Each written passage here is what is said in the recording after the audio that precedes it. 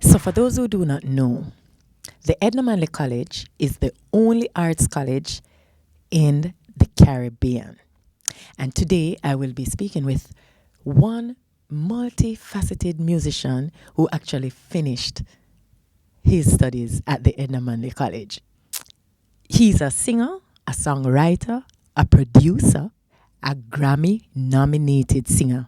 Actually, he spent his last 8 years touring with the Raging Fire Band, and right now he released his first album as a solo act. Please, everyone, help me welcome Kumar. Greetings, everybody. Blessings, blessings. Yes, I. Kumar, this is World of Reggae stage. Yes, World of Reggae. And you know what I just realized? You are from St. Elizabeth, which is actually the breadbasket of Jamaica when it comes to produce. And Kumar, I don't see my package. I don't see any yam, any banana, any cocoa, I don't know, plantain.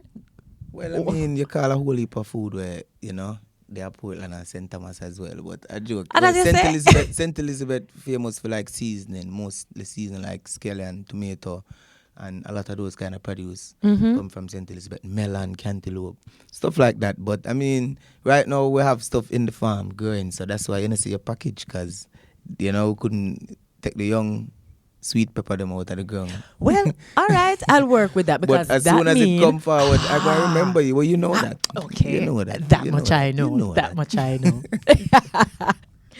So Kumar, I just found out that you are classically trained as a pianist. Yes.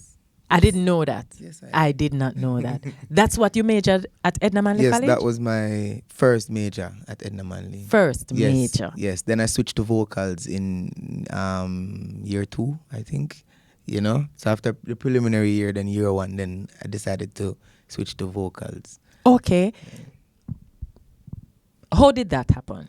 Well, I mean, I was always writing. I love writing songs, writing music, and I never had the courage to actually go and sing. Say, oh, me I got, be a singer. Right. But I can remember Makian, was used to play drums at Edna Manley, and then him start sing. And his tutor was Michael Sean Harris at the time. And me realized, say, yo, it's a trend amongst a lot of us at Edna Manley going to school that most of us never came in as artists per se. We came in as musicians from out of the church this man can play drum or keyboard with very limited knowledge of how the music business work or how artist life work. True. But I think once we started getting knowledge of the music, we started to just realize embrace all the other aspects we know we can. Yeah, I have to big up, enough of them from my time in Edna Manley, because them used to say, yo, Combs, just sing, man, like jerks and congs them. I say, yo, sing, Combs, sing, because you can do it.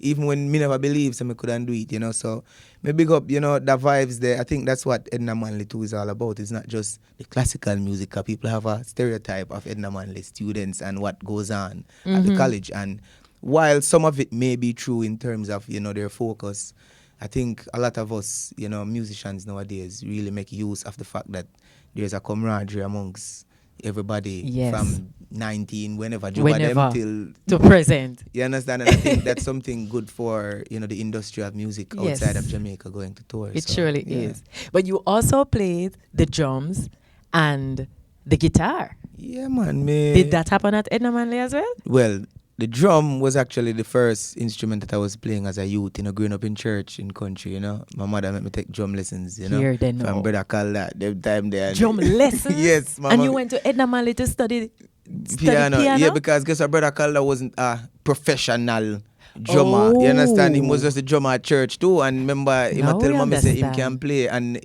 he's the best that I knew at the time. True. As a little youth. So me end up going Calda and we say, all right, him go train me. And I mean, we started learning to keep time, but after a while, the drum is something that is in us African people, where we see it, we can play it, Yeah, man. And the guitar? The guitar was just to aid in my songwriting, And as Mr. Raging Fire, being a band, I decided that I just didn't want to stand up and just sing. More have an instrument too, and I have a triangle or a bell. you know, so maybe a guitar for when we do some dub or do whatever, I can be a part of the whole movement. So that was kind of the main motivation for playing the guitar, and I don't regret it. True, Yeah. true. Did you go straight way to the Edna Manley College after leaving Monroe College? No. After I left Monroe College, I was studying mechanical engineering. You know, at I would say it was a joint program between UTech and Knox Community College. Okay. So I was pretty young when I was leaving Monroe. Excuse me. And then How young? I think I was just turning 15 at the time, and then, you know, I started. You started school early. Yeah. So then after, when I was leaving high school, So Kumar did always bright. Well, I didn't say always bright, but I was young. I was one of the youngest in my time. But then after starting out, you know, going to Knox and, you know, coming to UTech for classes, I realized that, I don't love this. I don't really love doing mechanical engineering or whatever. I mean, I'm capable of it, and architecture or whatever. So I was interested in stuff like that, but I just love music. And my parents weren't the parents who, they're more academics rather than, you know, parents who more hands-on. So they were like, you have to get a good job, you have to do this, and music is just a hobby. But I think through time, you know, going to studios while going to Knox, I stop that class and go around Pink Panther studio, up a Dragon studio where Pink Panther and Yunzi them, and pure artists and soundman and little hero. Yes. And all of these people are coming on. I was basically a fly on the wall. Nobody knows who I am. I don't know. I just hear about these people and end up at the studio because of the crowd. And, you know, every evening from school, I just stop go school, come here and say, this energy, I just want more of this, until I start voice dub plate from artists where they're at the studio and say, here, I have a 5 bills more and a little dub, and then I would travel to St. Elizabeth, you know, on the town to the taxi man, the man sell back this dub plate for all 15 bills.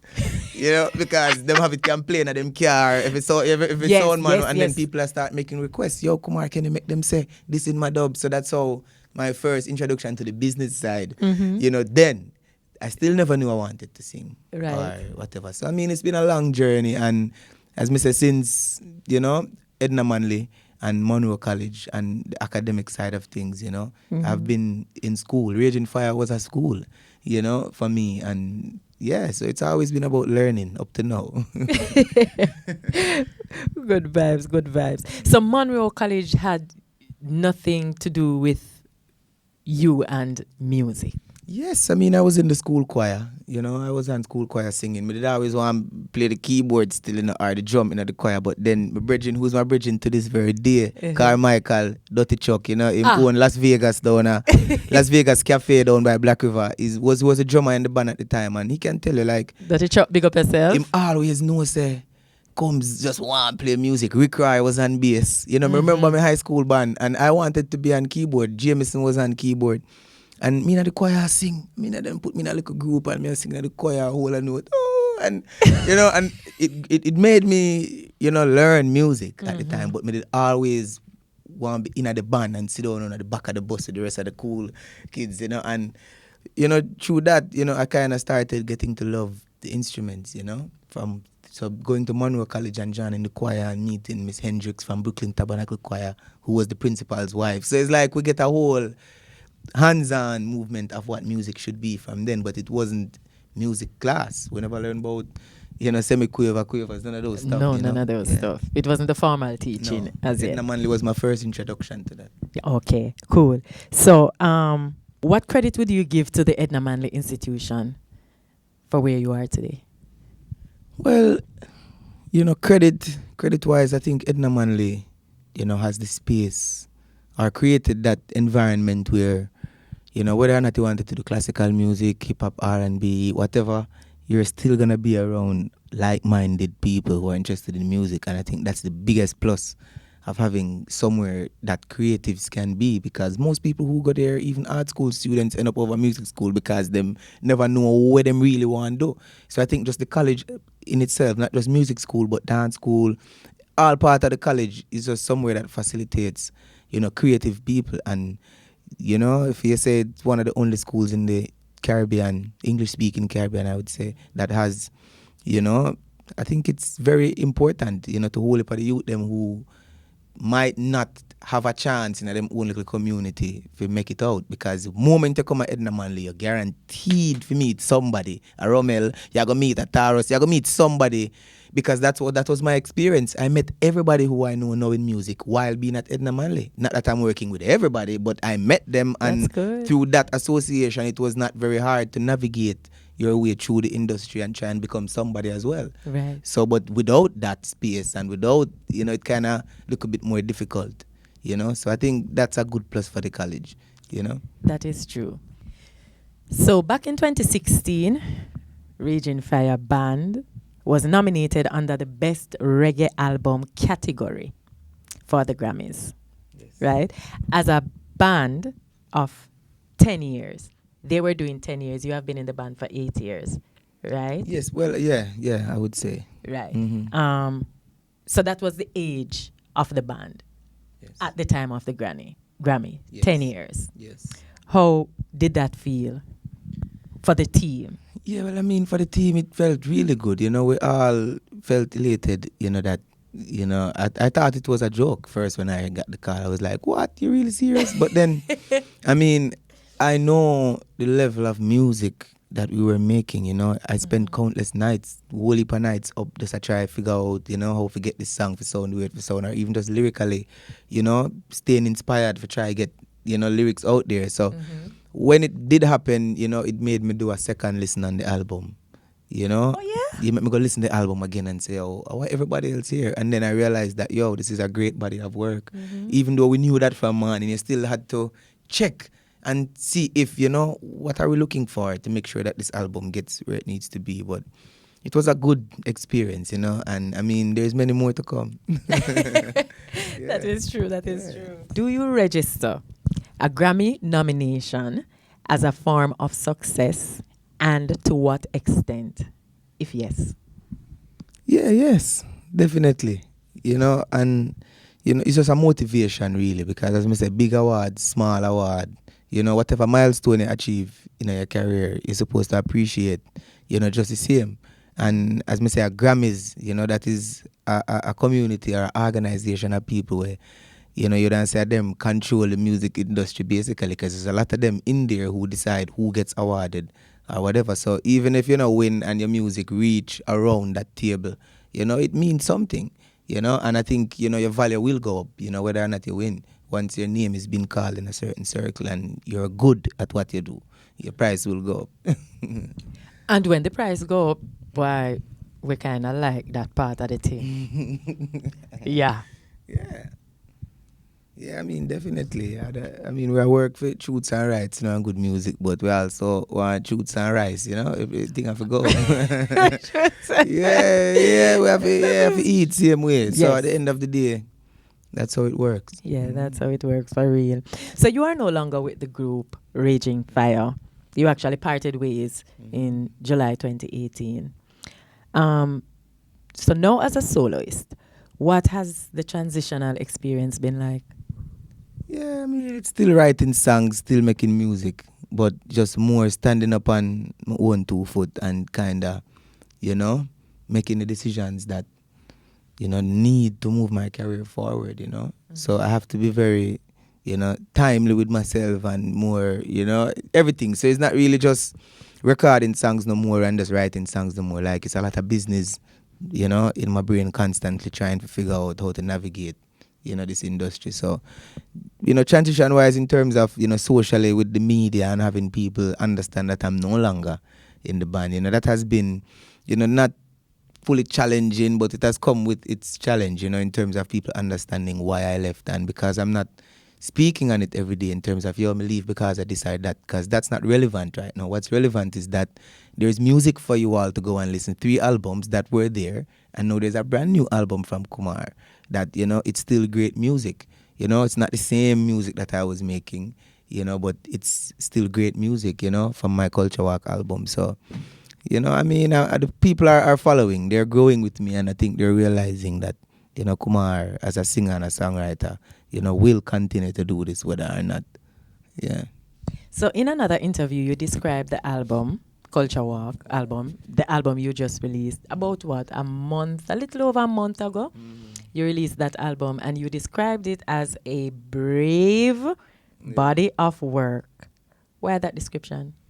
Yes, because I mean, people tend to judge you real quick, you know? Yeah, most people, oh, it don't sound like this, it don't sound like that, why you never make more roots song, why you never do this, why you never do that? So people always attack, and I knew that, you know, definitely my first market, as me call, you know, the reggae audience would have, you know, have those questions and have those comments.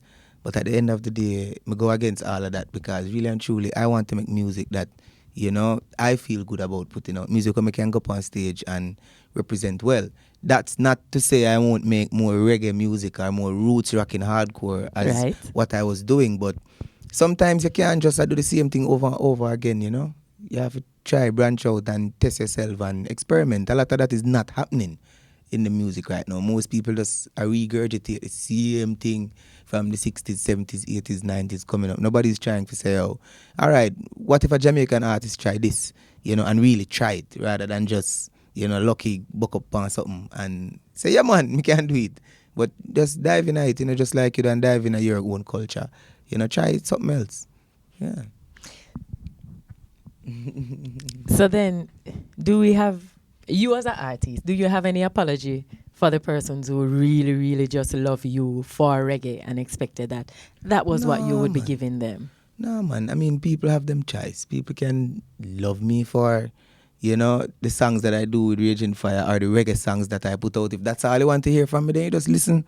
Those ones, you don't have to dislike me because me make some other song with, you know, Tom and Jane cross the lane. He's like, enjoying. yeah, because people always like something, you know, and I think I'm trying to cater not to everybody because obviously that's not possible. But then me also have, you know, a certain character, a certain personality with me of where a lot of people like that about me, my personality and, you know, how me stay.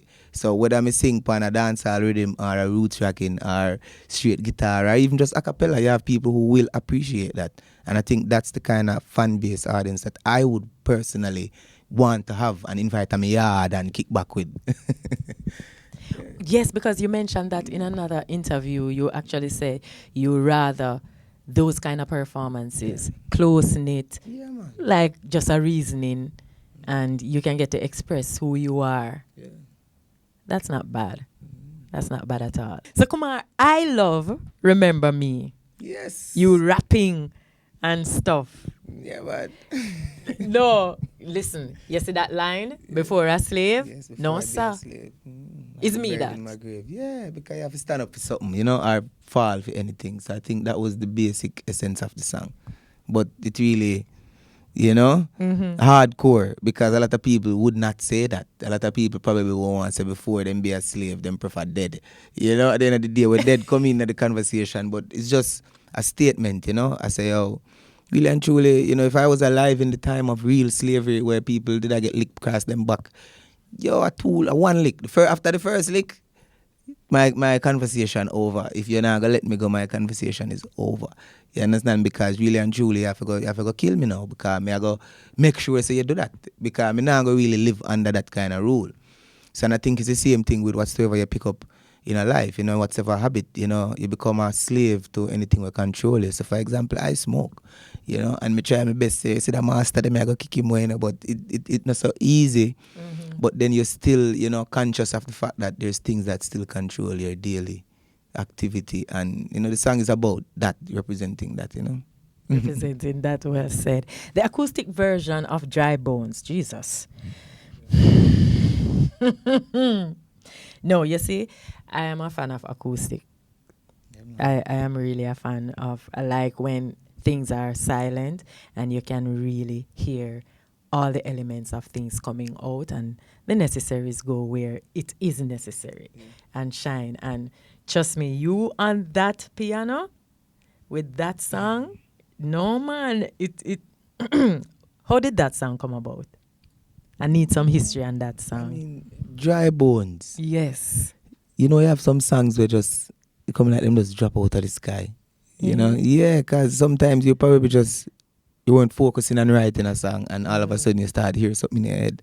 And it was just one of them moments there when Dry Bones come out. I was in Italy at Via Reggio. I'm a bridge in Studio Bono.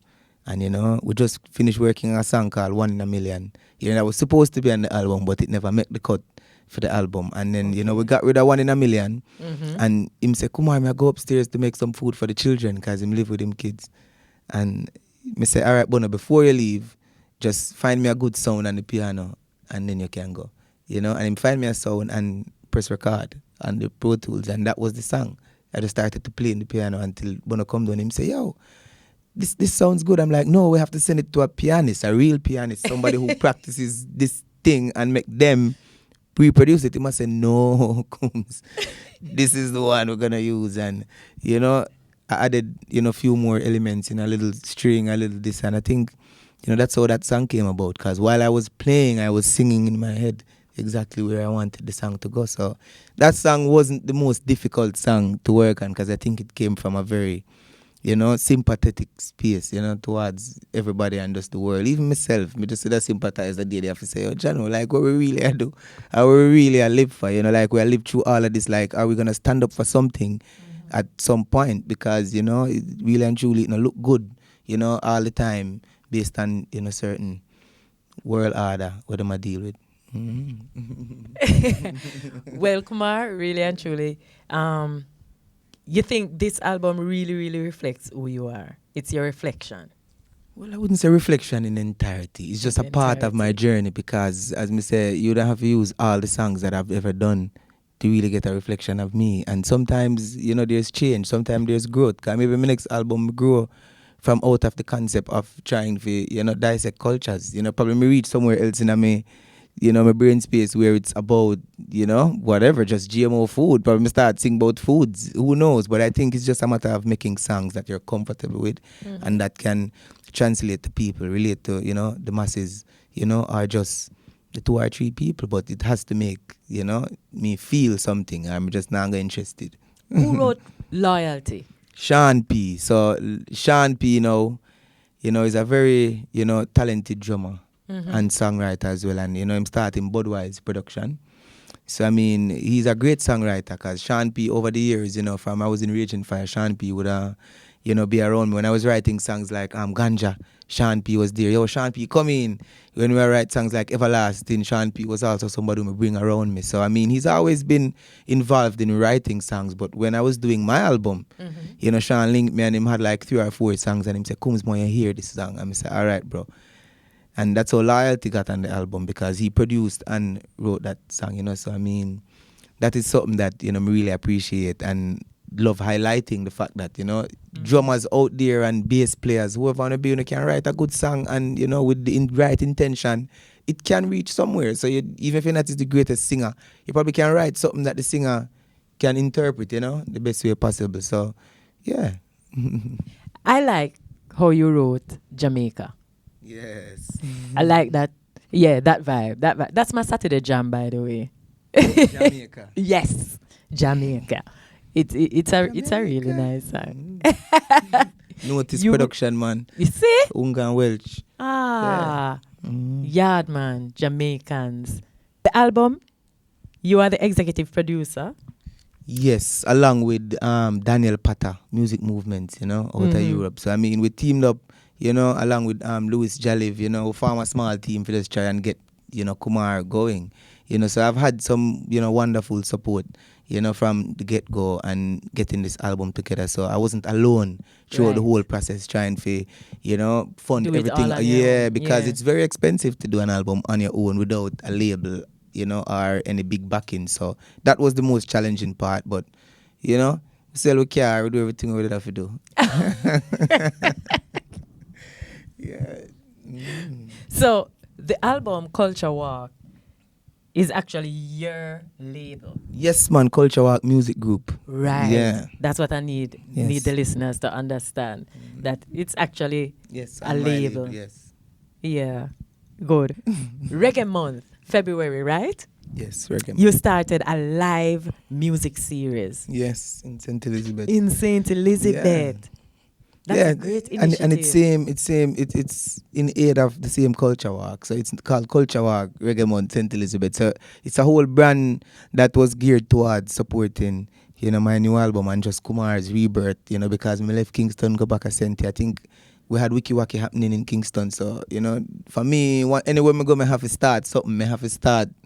Yeah, me can't just sit down and look and hope that somebody else will keep an event for me get involved. So usually me try my best to just organize shows and link with the local artists, studios, producers, wherever me drop. So I'm back home now and, you know, there's a whole heap of talent in St. Elizabeth. So we were able to do a reggae month, you know, without linking a whole heap of artists from Kingston. I mean, big up Notice and some of the guys that came through, you know, to come and perform on one and two other shows. Ken Booth was also. Yeah, and Ken Booth, he opened the first one, you know, for me, February 1st. So right at the shop, you know, me look a shop in a St. Elizabeth, same way. So, I mean, me just a try push through a positive vibes and create an economy around my thing as well, because it makes no sense, you know, not being able to do a lot of these things for yourself, you know, to create economies for other people. Yeah, create jobs by, you know, having these events, by, you know, bringing in tourists. People travel from all over the world, come on the Reggae Month to St. Elizabeth. So it was very good.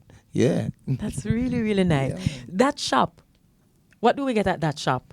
I mean, right now, it's just a building there now because we don't operate on the level where it's a constant thing. So when I do events, it's just a nice location that I have built in St. Elizabeth on the roadside. It's a nice location for can hold at least 1,500 people, you know, like in the yard. And presently there's a car wash there that, you know, the youth them deal with a car wash business. Right. But it's on the main. And eventually I wanted to do a juice bar, you know, like a little music store where I can keep my CDs and do and CD and everybody's CD on the shelf. I mean, vinyls or whatever. It's just creating that space because I'm a musician. Me in my business of music. I have to do music things. Me can't, you know. So I have to keep it musical, you know, all the way through. So I think, you know, that is part of my motivation as well, you know, not to just sit down and hope, say, you know, the store or airport are going to sell me CD for me all the while, you know. I have to think, you know, like, okay, how can I make this happen for myself? You toured Europe last year as the new solo artist, right? How was that for you? I mean, it was a very great experience, you know, being able to travel with, you know, a band the same way, because I brought my band from Jamaica, the Habaneros, you know, Kumar and the Habaneros. And, you know, doing that. Kumar, that name. Yeah. Habaneros, man. Hot. Yeah, come on, the band members are okay with that name. Them name themselves Habaneros. The man them say, yeah, we're the Habaneros. Me say, all right, General, let's do it. Habaneros. And I think it works, you know, because I guess, you know, Kumar, India, Habaneros, from over the spicy side. I mean, it's all spicy. Everything does hot. You understand? You know, say it work. So the tour was good? Yes, man. We ended up in Europe. And before that, we were in Mauritius, down in the southeast. Far that's still beside South Africa. You know, off the coast of Africa, you know, Madagascar and those places. So we went touring and playing the new songs that were just released. So we were playing these songs from a while before, you know. And, I mean, the experience was good. And I think, you know, if 2020 did still a keep, would have been on the road this year, definitely with the band. Yeah. So what do you hope to achieve on this musical journey? Well, you know, I think once me have life, you know, I will keep making music like this. So the achievements come in, you know, stages. You know, right now I have achieved, you know, a lot, you know, because I've learned to be patient. That is an achievement for me still. Learn to be patient because me never have none of that, you know, after, you know, over the years, me did really just want things happen. But now I've learned that, you know, things take time in life, and not just with music, but with the banana tree. Anything I deal with, it take time, brother. So those little things just remind me, say, Kumar, you don't have nothing to worry about. You don't have to rush, you don't have to try and, you know, prove how great you are or how good you are at doing something. Just keep making good music, and the achievements, you know, will come in short order. Yeah, I mean, I really have no hope for like, yo, I'm going to get this or get that, because we don't know. Yeah, you don't know. So, Kumar, you seem to really, really love your parish. Yeah. And it seems as if you are interested in developing the parish through music. Yeah. Your parents are educators. Yes. You marry an educator. Yes. Do you think at some point we may see you in the space of a classroom educating? Yeah, I mean, definitely. Musically? Yeah, definitely. When the time comes for that, you know, I should be helping out a lot more, you know, in classroom. and speaking to the kids and adults alike, about not just music but just personal development. Once me get a hold on myself properly and fit, personal development, because it's a process, where you have to kind of train yourself. And sometimes people need motivation. And I think, being a traveling person and a person who has achieved, in my own right, it's good to can impart some of that knowledge back to the youth them and the children. So I mean, when the time come, yeah, definitely I'll be in the classroom. That not bad. So your album is being distributed by Baco Records, right? Baco which Distribution is a in French. Yeah, company, out right? of France. Yeah, man. How you made that choice? Well, What made you made that choice? Well, some of the times when you think about You met Baco on tour. No, well, really and truly I've known Baco for a while, Yeah. But same way, it's just a matter of getting a deal that, supports what you want to do. So Baco said, all right, we Well can said. distribute, this music for you throughout these channels, in Europe, and we can make XYZ happen. So therefore, based on the negotiations, I was able to work with them rather than whoever else was sending contracts for distribute, because, a distributor really just put the music on different platforms, whether in store or online. It still boils down to me and my investment, whether or not me did have whoever else, I distribute the record. But I think associating yourself with people who are actually, fighting and pushing as well is something good. And Baco has had a good track record with, other artists in the past in terms of releasing music. So, yeah, me take a chance, And so far, nobody's complaining that them can't find the song nowhere or them can't get it. So, let's just keep it going. Yes. And it's online and everything. Yeah. We can find it. Anywhere we want to find it, we can find Culture it. Walk, Everywhere. Kumar. Kumar, how do we find you for bookings, collaborations? Well, I mean, I have the Instagram at Kumar Fire, KUMARFYAH, or just go to the website, www.kumarmusic.com, or just send an email, info@kumarmusic.com. We have it all. lose. Yeah. Can't lose. Can't lose at all. Yeah. So, Kumar, we are now in the COVID-19 pandemic. How are you coping? I mean, we're coping with it, because it's something brand new that them never seen before. Yeah, not hear about before. So, like for me, my entire existence, kind of, shift up. Not for the plans, not for what we did have to do, but what we are gonna do? We have to just keep going. Like them say, wear a mask. We try our best to wear it as much as possible. But how long can this happen? How long can this go on? Like, really and truly, people need to kind of realize we need to go back to work soon. So you have to just practice what them tell you to practice if you really want to go back outside, because, as Mr. Dry Bones, that would be... man. You have to practice the thing, because what we are going to do, the system really just tell us all of these things, and be it true or not, we still have to be vigilant about, how we, exercise or, ourselves. We can't just not care. Yeah, so COVID, you take the year. So in addition to your album, what do you want to say to your fans? Well, I'm coming soon, I'm coming. As soon as them say plane can fly, I'll be in the sky, moving around the world once more, if we can, deliver this music, to everybody who's willing to receive it. So, yes, fans, just stay safe and just know that these are trying, changing times in the world, and we're all right, If you're loving, everything will go good. So, Kumar, thank you very much give thanks, for sister. making it on the World of Reggae Reasoning stage. Yes, sir. We do Anytime, appreciate it. I'm Thamar Williams, and stay tuned. We have more for you. Love ya. Yes, yeah.